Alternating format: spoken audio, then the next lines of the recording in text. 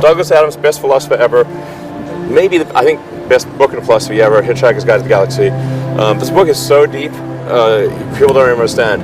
I guess when I was in around 12 or 13, I had kind of an existential crisis, and I was reading various books on trying to figure out the meaning of life and, well, like, what does it all mean? Because it's sort of seeming quite meaningless. And then we happen to have like some books by Nietzsche and Schopenhauer in the house, which you should not read at age 14. It's really negative. Then I read Hitchhiker's Guide to the Galaxy, which is like quite positive, I think, and it sort of highlighted an important point, which is that a lot of times the question is harder than the answer, and if you can properly phrase the question, then the answer is the easy part. And so, if to the degree that we can better understand the universe, then we better know what questions to ask, and then whatever the question is that most approximates what's the meaning of life, that's the question we could ultimately get closer to understanding. And so I thought, well, to the degree that we can expand the scope and scale of consciousness and knowledge, human knowledge, then that would be a good thing. Nobody has any idea what the meaning of the universe is. The best book I read on that was Douglas Adams' Hitchhiker's Guide to the Galaxy. Douglas Adams is awesome. Douglas Adams is one of the great philosophers of all time. Not recognized as such, but he is. Well, I think the most interesting thing he said was it's not that the question is harder than the answer. And Hitchhiker's Guide to the Galaxy, the Earth turns out to be the giant computer to answer the question, what is the meaning of life? Comes up with the answer of, I think, 42. And then people are like, well, what the hell's 42? And then it turns out, no, really, it's the question that's the hard part, and that takes a much bigger computer than Earth to figure it out. When we ask questions, they come along with all of our biases, and so there are so many things implied in the question that you should really ask, is that the right question? And that's very hard to figure out.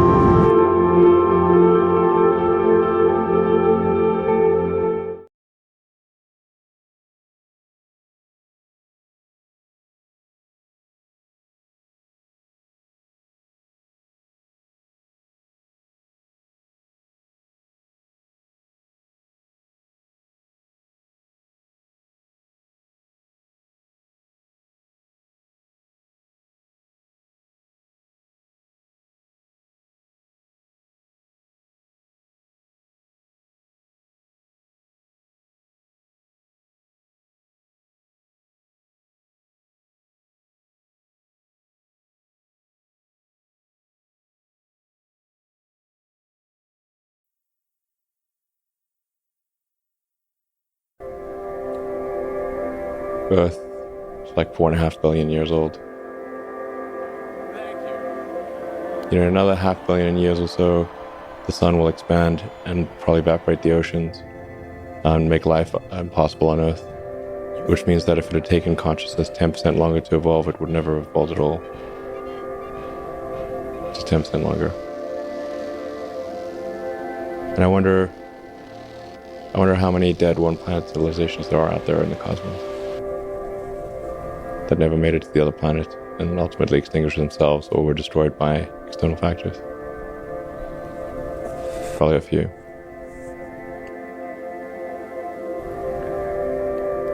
Look again at that dot. That's here. That's home.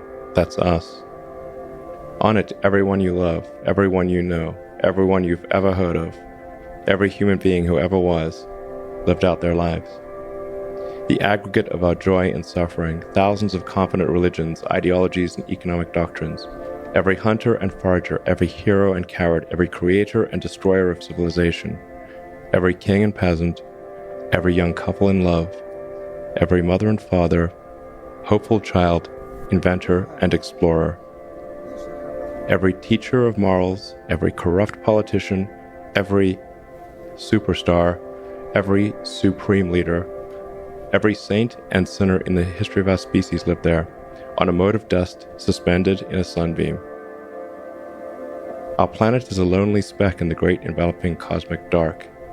In our obscurity, in all this vastness, there is no hint that help will come from elsewhere to save us from ourselves. The Earth is the only world known so far to harbor life. There is nowhere else, at least in the near future, to which our species could migrate. This is not true. There are really two fundamental paths. History is going to bifurcate along two directions. One path is we stay on Earth forever, and then there will be some eventual extinction event. I don't have an immediate doomsday prophecy, but it's eventually, history suggests there will be some doomsday event. The alternative is to become a spacefaring civilization and a multi-planet species, which I hope you would agree that is the right way to go. The full gravity of this is not well understood, but will become a severe issue in the next few decades. So civilization here on Earth could end with a bang or a whimper. But it could also be like a whole series of things. Like what killed the dinosaurs? Well, It wasn't just one thing, you know. There was like a whole bunch of things happened in a row. They could have taken any one of those things. They had like 3 things happen, and no dinosaurs. And there need to be reasons to get up in the morning. You know, life can't just be about solving problems. Otherwise, what's the point?